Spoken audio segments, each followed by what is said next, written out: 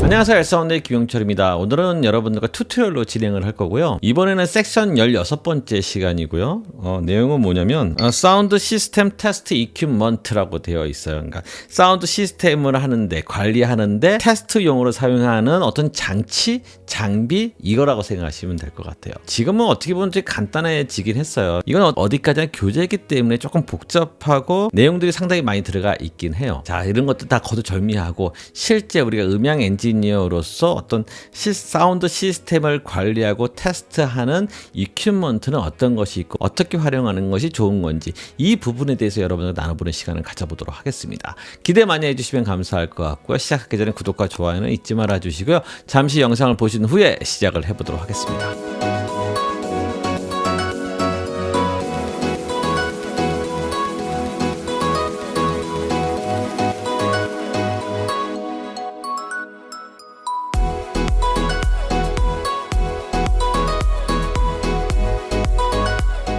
자, 시작을 해보도록 하겠습니다. 이 내용을 잠깐 한번 보도록 할게요. 교재를 근거로 하기 때문에 교재 내용을 잠깐 서치하는 식으로 진행을 할 건데요. 첫 번째 게 뭐냐면 멀티메타죠. 그러니까 볼트 오음 메타라고 해가지고 VOM 메타 뭐 이렇게 얘기를 많이 했었어요. 뭐 이런 측정하는 방법 뭐 이런 것들이 나와 있는데 디지털 멀티메타를 거의 많이 사용하고 있잖아요.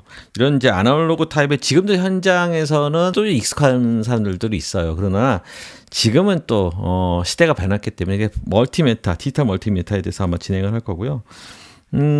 오실레이터죠. 그러니까 이 오실레이터도 이 당시에는 별도로 장비가 되어 있어 오실레이터 따로 있고 아날라이저 따로 있고 이렇게 되어 있었는데 지금은 오디오 아날라이저 안에 오실레이터, 제네레이터죠. 그러니까 오실레이터가 있고 그 다음에 이제 그거를 오실레이터 나와서 나온 시그널을 어떤 장비를 거쳐서 그러니까 유니트를 거쳐서 다시 들어온 신호를 가지고 이걸 분석하는 거 아날라이저, 분석기 이렇게 이제 구분이 다 되어 있었는데 지금은 하나로 되어 있는 상황인 거고요. 뭐 그런 내용에 대해서 나와 있어요. 이제 오실로스코프 많이 보게 되죠. 왜냐면 어떤 기판이라든지 어떤 회로를 봤을 때 그 시그널이 어떤 시그널인지 어떤 유의 시그널인지를 좀 분석해 볼 필요가 있거든요. 이런 측면에서도 이런 오실로스코프가 이제 필요하게 되는 거고요.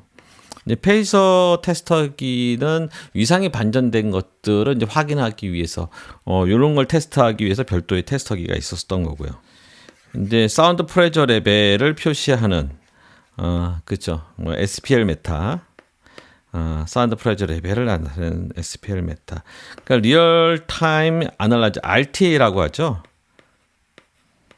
예, 리얼 타임 아날라이저라고 해가지고 우리가 뭐 많이 쓰고 있는 RTA라고 생각하시면 될 것 같고요. 뭐 라우드니스 메타. 뭐 이런 것들이 있는 것이 이제 섹션 16번째 내용인데요. 실제적인 관점에 대해서 한번 설명을 해보도록 하겠습니다. 먼저 이제 멀티메타에 대해서 한번 설명을 해야 되는데요. 이제 멀티메타 같은 경우에는 종류가 여러 가지가 있죠. 저도 지금 갖고 있는 걸 잠깐 보여드리면은 제가 갖고 있는 게 지금 보이시는 사진 것처럼 하나는 조금 이제 푸르쿠, 보통 멀티메타의 명기죠. 업으로 하시는 분들은 기본적으로 이제 푸르쿠 멀티메타를 기본적으로 갖고 계세요. 그리고 지금 옆에 있는 조그만 이 멀티메터는 편의용으로 없을 때 아니 뭐 조그마니까 들고 다니다가 갑작스럽게 필요할 경우에 이제 쓰긴 하는데 실제 업무적으로 접근하게 되면 이 메타는 안 쓰고요. 지금 보게 되는 푸르쿠 메타를 많이 쓰게 되죠.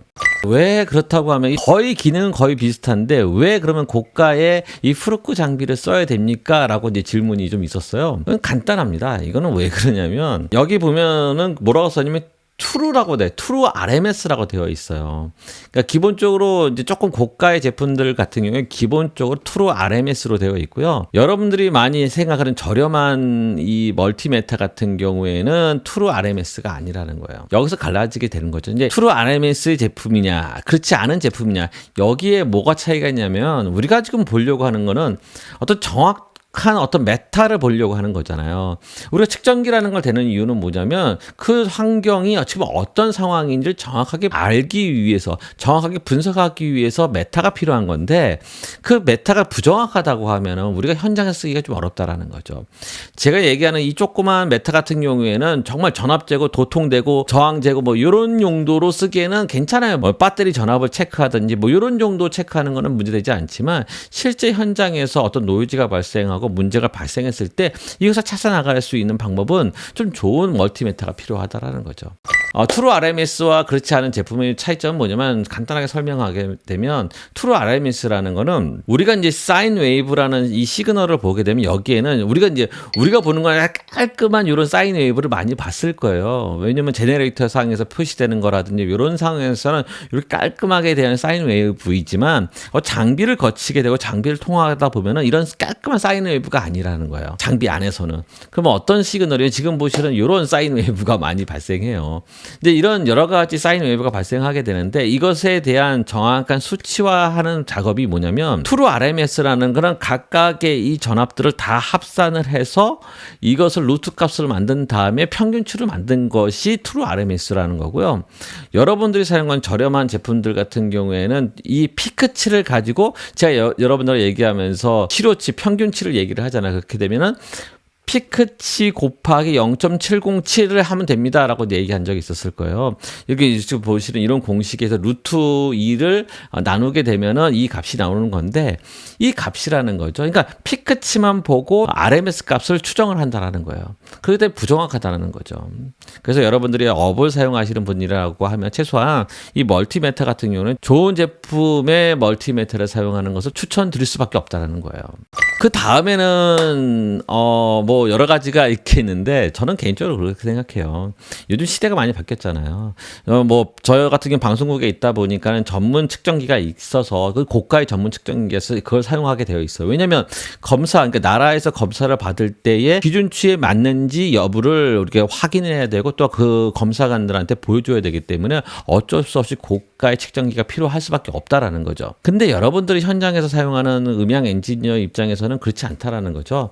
현장의 운용을 잘 하기 위해서 필요한 장비가 필요할 뿐이라는 거예요. 그럼 첫 번째 멀티미터가 필요할 거고요. 두 번째는 우리가 어떤 오실레이터, 그러니까 제너레이터를 얘기하는 거거든요. 어떤 시그널을 제너레이터 하는 용도의 어떤 장비가 있으면 좋을 것 같고요. 그다음에 오실로스코프, 그 파형이 나갔을 경우에 그 파형이 지금 어떤 형식의 파형을 가지고 있는지 그걸 좀 알고 싶다라는 거죠. 그리고 마지막에 스펙트럼 상에 오디오, 그러니까 RTA라는 거죠. 그 스펙트럼 상에서 주파수 도메인 상에서의 표시되어 있는 그 파형의 형태가 지금 어떤 형태인지 요것만 알면 된다라는 거예요. 여러분들 기본적으로 인터페이스 갖고 계시잖아요. 저 같은 경우에는 포커스라이트 인터페이스를 현장에서 정말 많이 쓰게 돼요. 인터페이스 있으면 되고요. 그다음에 노트북만 하나만 있으면 된다라는 거예요. 그리고 소프트웨어는 REW라는 소프트웨어가 무료 소프트웨어잖아요. 요거만 있으면 여러분들 현장에 나가서 어떤 걸 측정하고 테스트하고 하는데 전혀 문제가 되지 않는다는 거죠. 자, 한번 볼까요? 자, 잠깐 보도록 할게요. 지금 보시는 것이 REW에 있는 제네레이터예요. 그리고 지금 보시는 것이 레벨 메타고요. 자, 그럼 제네레이터에서 마이너스 20dB fs를 시그널을 지금 돌린 거예요. 그랬을 때에 레벨 메타 상에서의 지금 아웃풋이라는 건 제네레이터 아웃풋을 얘기하는 거고요. 다시 그 시그널 자체를 다시 입력을 넣었을 때에 표시된 것이 이 메타라는 거예요. 자, 또 필요한 게 오실로스코프라고 있다고 했잖아요. 이 스코프 자체가 오실로스코프인데, 여기서 보시면은 제가 좀 누르는 거는 저 위아래, 그러니까 Y축에 대한 크기를 나타내는 거고요. 그 사이즈를 이제 정한다라는 거죠. 그러면 지금 여기 지금 시그널 제너레이터에서 나온 시그널 자체를 좀 위아래를 좀 넓히는 거예요. 맞게끔 디비전을 몇 볼트 할 것이냐. 그러면 이게 지금 얘기하는 거는 타임 도메인이죠. 타임 디비전을 얼만큼 할 것이냐. 여기에 따라서 내가 보고 싶어하는 그 파형의 형태를 좀 볼 수가 있다라는 거예요. 자, 이제 마지막으로 RTA에 대해서 잠깐 보고 마치도록 할게요. 자, 이 RTA에 들어가게 되면 지금 시그널 데이터에서 나온 1kg의 톤 시그널이 나왔을 때에 주파수 도메인 상에서에 표시되어 있는 파형을 볼 수가 있다라는 거예요. 이걸 이제 뭐 캡처하는 방법도 있는 거고요.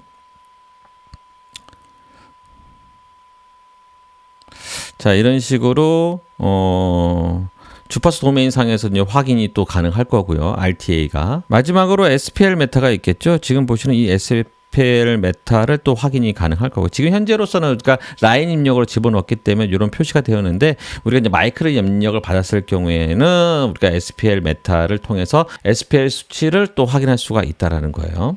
오늘은 어디까지나 여러분들에게 음향 엔지니어로서 현장에 사용하게 되는 테스트 이퀴먼트들이 어떤 것들이 있고 그것을 어떻게 활용하는지, 이 부분에 대해서 여러분들과 잠깐 나눠봤습니다. 다음에는 17번째 섹션이 들어갈 거고요. 이 부분에 대해서도요, 또 간략하게 여러분들과 정리하는 시간을 가져보도록 하겠습니다. 다음번에 만남을 기대하면서 준비하도록 하겠습니다. 고맙습니다. 감사합니다.